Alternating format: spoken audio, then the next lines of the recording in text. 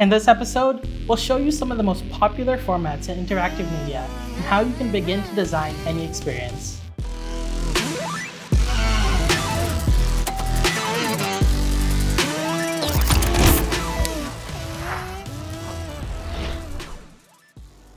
In this camera ad, I want to have three main interaction points. First, I want the viewer to choose a path, create or explore, with the ability to return to these options at any time. Then, if they choose Explore, they'll be able to swipe right and left through a carousel features. If they choose Create, it'll show them a brief highlight reel, then give them the opportunity to tap the screen and buy the camera. Before I started filming, I made sure to create a storyboard for this experience, so when it came to recording, I didn't shoot more than I would have for a static version. With my filming done and my clips uploaded, I'm ready to jump onto the adventure canvas. On my canvas, I have my main menu clip and all the carousel items next to it, just as I had planned on my storyboard.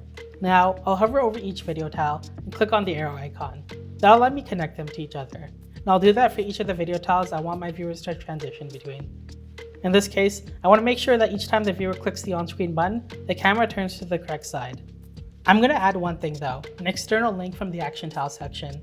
The action tile section gives you the ability to add everything from a link to generating an email to even making a phone call and more. For now, I'm just going to click Edit Action and add my link to purchase the camera. After that's done, I'm going to jump into the overlay editor and make sure our buttons are in the right spots by adjusting the timing and position.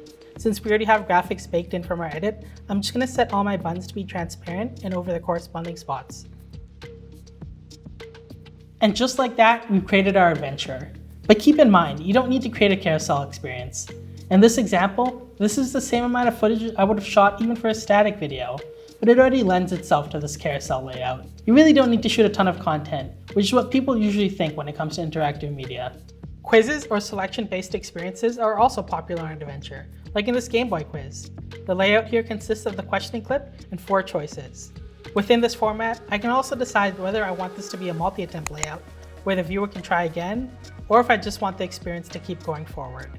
Since this is a quiz format, I don't want my questioning clip to automatically transition to the next one until the viewer has selected an answer. So I'll open the overlay editor and go down to where it says switching and change it to wait. Basically, instant switch means just that. As soon as you hit the button, it switches. Seamless means even after you hit the button, they'll continue until the very end of the clip. And lastly, wait means the experience isn't moving forward until you've made a decision.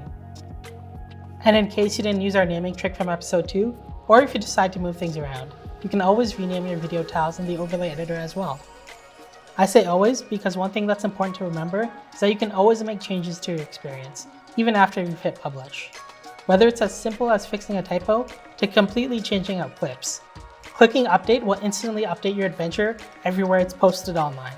Like we showed earlier in the episode, the possibilities are endless when it comes to designing interactive experiences. Even when creating an advanced layout, by planning ahead and knowing what choices you'll give the viewer, you can easily assemble any type of adventure. To recap, the key is to plan ahead with the storyboard and know what interaction points you want to give to the viewer and when. But remember, adventure is flexible. You can rename, reorganize, or even swap out clips entirely at any time.